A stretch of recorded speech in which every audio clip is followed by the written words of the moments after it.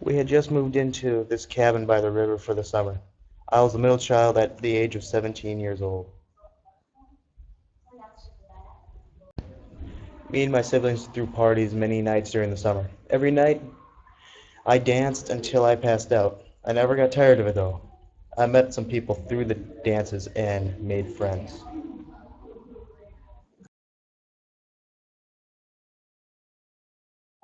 When I wasn't partying, I was off daydreaming about many things. During the day, I enjoyed playing softball with my friends and family. My name? Sheila Motts.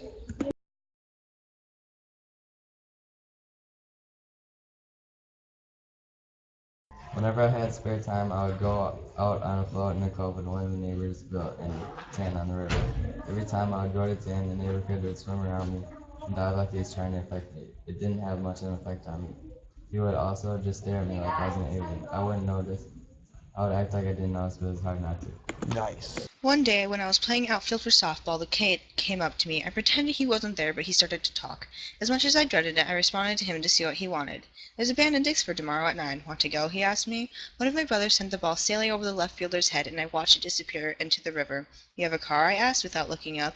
His response disappointed me even more. "We'll go by canoe." I figured by the way he looked at me that if I said no now, he would continue to pester me about it, so I decided to go along with it.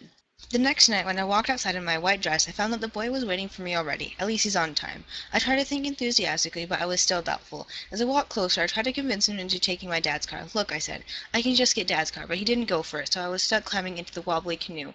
It wasn't just the fact that we were going by canoe that made me nervous. It was also that I had said I wasn't going to go to the concert to Eric Caswell. As we were talking, I heard a noise, and I asked, "What's that sound?" and I pointed toward the shore. "Bass. That splashing sound," he replied. "Over there." I pointed again. "Yeah, bass. They come into the shallows at night to chase frogs and moths and things. Big largemouths." He said some long word, probably to impress me, but I didn't understand it. "I think fishing's dumb," and I made a face. "I mean, it's boring and all. Definitely dumb." His face gave away that he was distraught about my opinions, but that didn't stop him from continuing the canoe to the concert. We continued to head to the concert, but I kept hearing noises, and the kid kept getting a weird look on his face.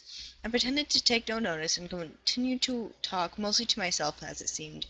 We came to the main channel, and all of a sudden it seemed like we were going backwards. I asked him, "Are we going backwards?" After a long pause, he said, "It's just the current. No sweat or anything." Then we continued to make our way to the fair.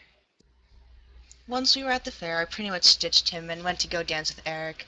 I danced a few times with the boy I came with, but in the end I went home with Eric. I might as well have just gone with him. I spent more time with him anyways. Eric had a Corvette as well. A much better deal if you ask me.